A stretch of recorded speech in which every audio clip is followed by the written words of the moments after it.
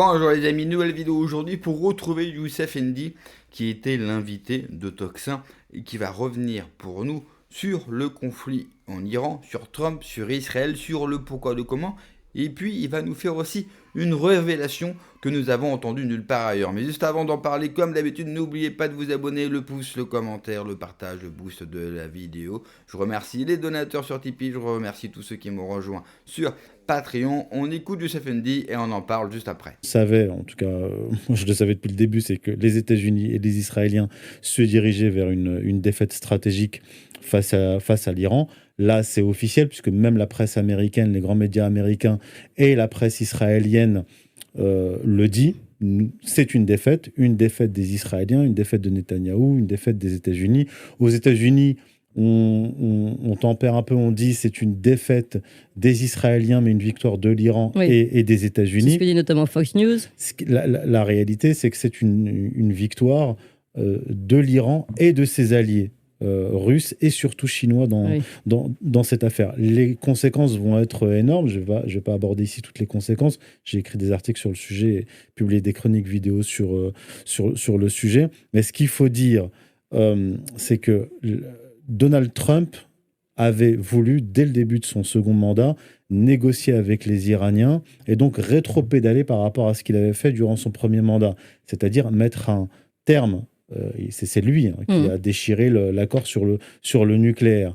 Et pourquoi est-ce qu'il l'a fait ? Il l'a fait parce que ça a été une promesse de campagne, non pas à son électorat, mais une promesse faite à l'AIPAC, le lobby pro-israélien, lors d'un discours de juin 2016, rédigé par Jared Kushner, son gendre.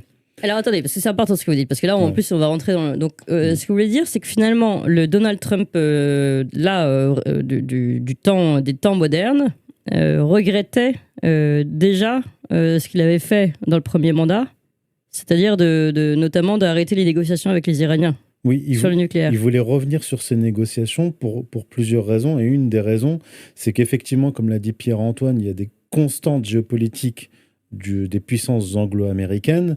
Mais ce qu'on a pu constater à partir de 2021, c'est un retrait des États-Unis, d'Afghanistan et du Proche-Orient pour concentrer leurs forces contre la Russie et contre la Chine.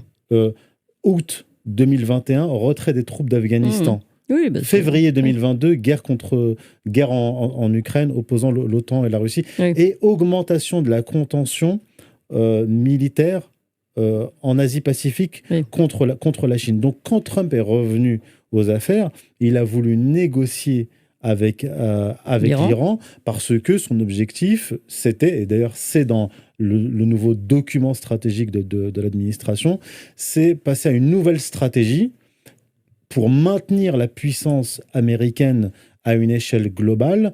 Ils ont proposé cette nouvelle stratégie appelée par les géopoliticiens américains offshore balancing. Mais donc ce qui s'est passé, parce que là on arrive là, ce que vous nous racontez, c'est un Trump qui a envie de négocier avec les Iraniens. On n'y est pas du tout. C'est ce qui a commencé dès début 2025 et ça a été saboté. Mais par qui ? Par les Israéliens.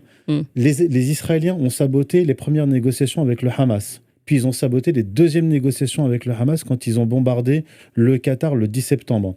Donald Trump était en train de négocier avec les Iraniens en mai-juin 2025. Ça a été saboté par les Israéliens. Comment ils ont réussi à saboter ? On ne le sait pas exactement, puisqu'il y a eu des fortes pressions sur Donald Trump, des frappes menées contre l'Iran, et Donald Trump a suivi. Donald Trump a suivi une première fois en juin 2025, et là, il les a suivis une deuxième fois. Parce qu'ils sont dans une guerre religieuse. Il suffit aussi de voir les personnes autour de Donald Trump pour comprendre également, pour essayer de comprendre pourquoi il y aurait un revirement, enfin en tout cas une surprise pour certains de la politique de Donald Trump. Je vous propose à ce propos un second extrait de Youssef N'Di. Il y a une dimension hérétique grotesque chez les évangéliques.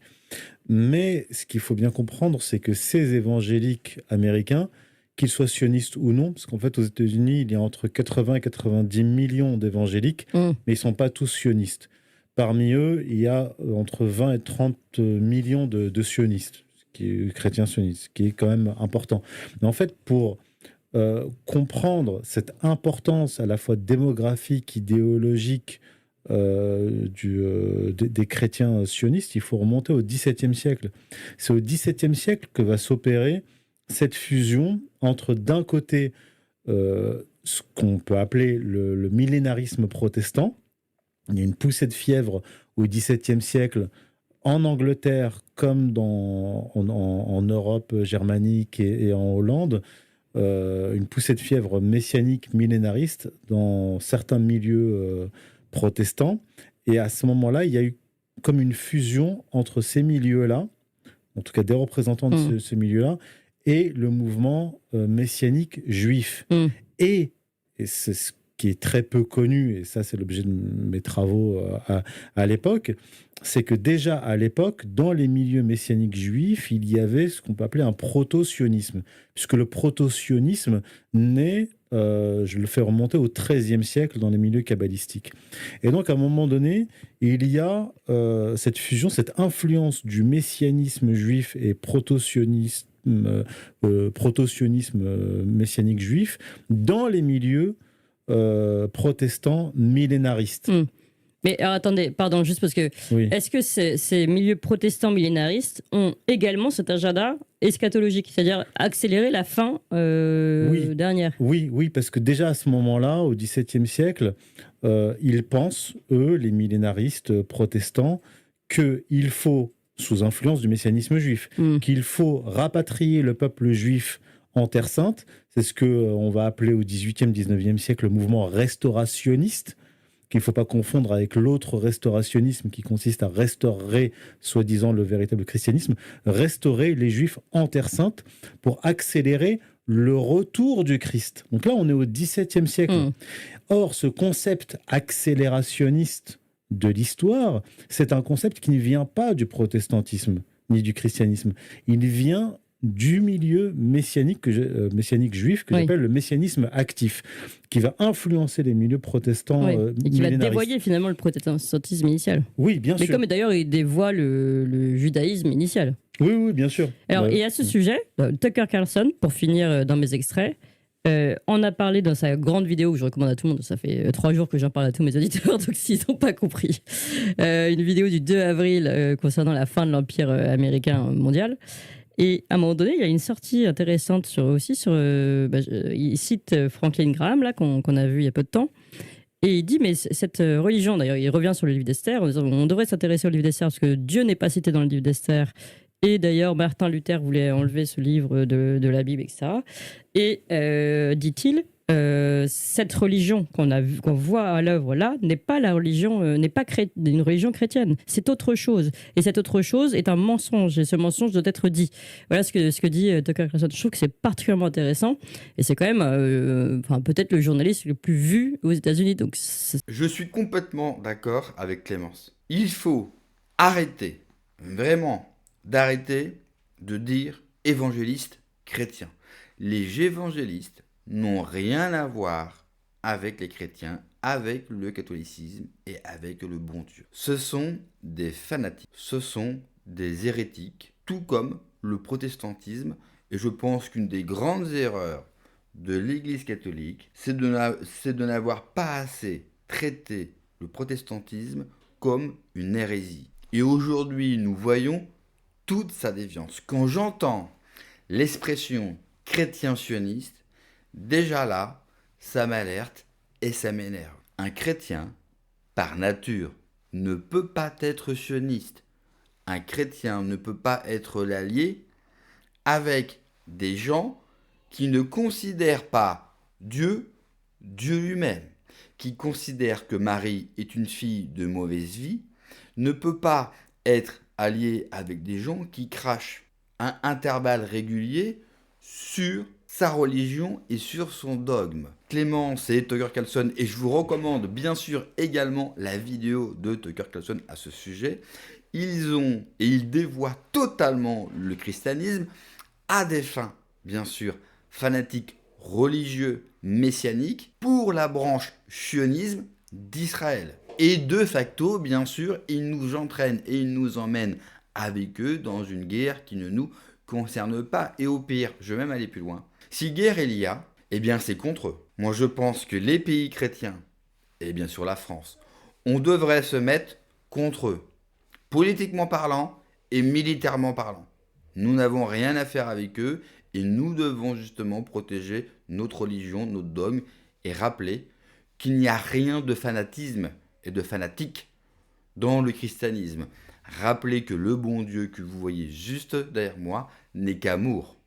N'est qu'amour. Le grand Israël, la construction du troisième temple, n'a rien à voir avec notre dôme. Et je suis énervé quand j'entends beaucoup en ce moment parler d'évangéliques chrétiens, chrétiens sionistes. Non, non, non, enlevez le mot chrétien. Appelez-les sionistes, appelez-les fanatiques, dites que ce sont des tarés, parce qu'ils le sont. Hein. Quand vous êtes prêts à plonger l'humanité dans l'apocalypse pour des projets religieux totalement dingues, c'est du fanatisme. Ce sont des sectes. Et une secte n'a rien à voir de religieux. Ça en reprend les codes, bien sûr. Ça en reprend le vocabulaire, certes. Mais ça n'a rien à voir avec le religieux, rien à voir avec Dieu. Et nous devons les combattre. J'ai entendu Laurent Ozon sur TVL dire on devrait faire un blocus autour d'Israël pour les empêcher d'entraîner le monde dans l'apocalypse et une troisième guerre mondiale. Ça peut paraître une mesure débile ou extrême. Eh bien, je pense qu'il a tout à fait raison. Il nous entraîne vers quelque chose d'extrêmement grave, d'extrêmement puissant.